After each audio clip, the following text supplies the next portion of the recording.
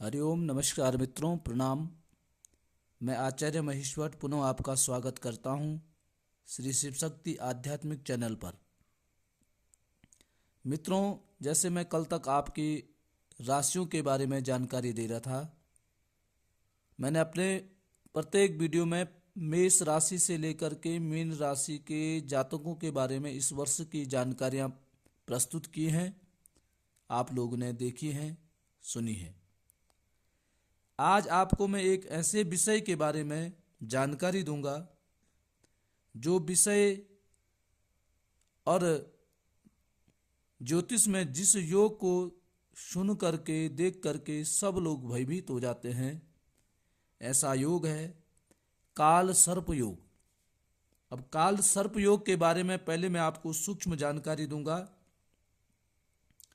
अभी कुछ ही वर्षों से, लगभग 20-25 वर्षों से ज्योतिष में एक काल सर्प नामक योग प्रकाश में आया है।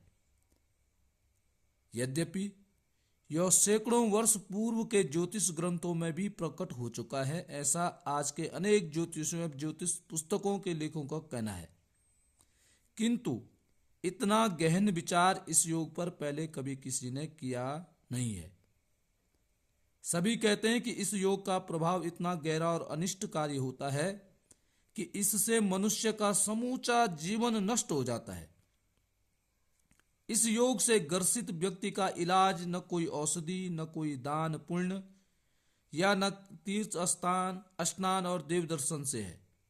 इसका इलाज है तो केवल इसके मूल कारण ग्रह राहु में एक विशेष विधि से उसके घातक दोष को निवृत्ति करके उसमें प्रसन्नता उजागर करना है और उसके प्रत्यादिदेव जो काल है उनको विनम्र बनाना है। ज्योतिष में राहु और केतु को छाया ग्रह करके माना गया है।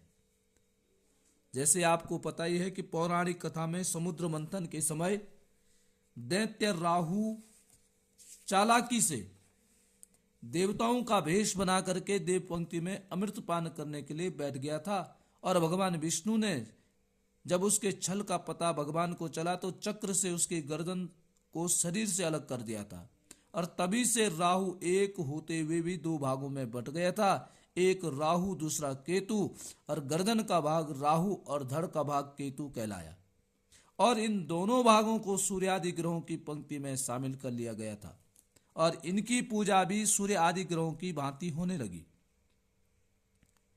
इन्हीं ग्रहों के प्रभान्वित जीव मात्र का जीवन हो गया है, अर्थात इन ग्रहों का अच्छा या बुरा प्रभाव जीव पर पड़ने लगा, और सभी प्राणियों में मनुष्य चेतन और विचारवान वृत्ति वाला होने के कारण दुख सुख को अनुभव करके उसके निराकरण का उपाय भी सोचने लगा, जबकि अन्य जीवों में इस प्रकार का नहीं है। अब मैं वीडियो को ज्यादा नहीं घुमाऊंगा, अब सीधे बात करते हैं राहु केतु द्वारा काल सर्प का योग निर्माण कैसे होता है, इस पर मैं प्रकाश डालता हूं। यह विचारणीय विषय भी है। काम रत्न नामक एक ग्रंथ है, तो इस ग्रंथ में राहु को काल और केतु को सर्प कहा गया है। और सभी जानते हैं कि काल का अर्थ मृत्यु होता है। पृथ्वी पर राहु साक्षात काल ही है। राहु जिसका खराब होता है तो उसको बड़ा कष्ट मिलता है, और राहु और केतु के मध्य में जब सारे ग्रह सातों के सातों ग्रह आ जाते हैं तो यह योग जो ज्योतिष में होता है वो है काल सर्प योग।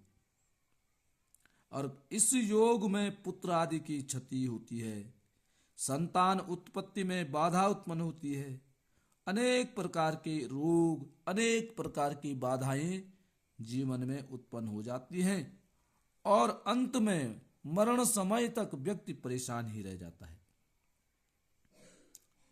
इन राहु और केतु के बीच में जब सारे ग्रह पड़ जाते हैं तो सारे ग्रह निष्क्रिय हो जाते हैं, उनकी कार्य करने की क्षमता कमजोर पड़ जाती है। अब काल सर्प योग का कैसे निर्माण होता है? राहु का जन्म भरणी नक्षत्र में हुआ है, और भरणी नक्षत्रों का देवता क्या है? काल है। केतु का जन्म अश्लेषा नक्षत्र में हुआ है, और अश्लेषा नक्षत्र का देवता है सर्प। अर्थात भरणी और अश्लेषा दोनों नक्षत्रों का योग जब होता है तो वह काल सर्प योग कहलाता है। तो काल सर्प योग, अब आप अपनी कुंडली खोलेंगे। कुंडली का ये चार्ट आपने खोला, तो इस चार्ट को खोलने के पश्चात आप देखेंगे कि यहाँ पे राहु है और सप्तम स्थान, लग्न में राहु, सप्तम स्थान में केतु है। और यदि यहाँ सारे ग्रह, अन्य ग्रह यहाँ सब एक साइड है, सारे ग्रह एक तरफ है, इस तरफ एक भी ग्रह नहीं है और इस तरफ सारे ग्रह हैं, तो मित्रों आपकी कुंडली भी काल सर्प योग से ग्रसित है। यदि राहु केतु के बीच में, यहाँ पे राहु केतु इसके बीच में, यहाँ चाहे यहाँ है, सारे ग्रह जब आ जाते हैं तो काल सर्प योग का निर्माण हो जाता है। और काल सर्प योग जिसकी कुंडली में निर्माण इसका हो जाता है तो उसको अनेक प्रकार की परेशानियों का सामना करना पड़ता है। तो आज मैंने आपको काल सर्प योग के बारे में बताया। कल मैं आपको बताऊंगा काल सर्प योग कितने प्रकार का होता है और आपकी कुंडली में कैसा काल सर्प योग है, और आगे सीधे मैं आपको फिर इसके उपायों के बारे में भी जानकारी दूंगा। उसके लिए आपको हमेशा मेरे वीडियो को देखना पड़ेगा, चैनल को सब्सक्राइब, पोस्ट को शेयर, अधिक से अधिक लोगों को लाइक करें, कमेंट करें। और किसी को भी यदि कोई जन्म पत्री से संबंधित कोई भी मेरे से वार्तालाप करनी है तो मेरे व्हाट्सएप नंबर पे आप वार्तालाप कर सकते हैं।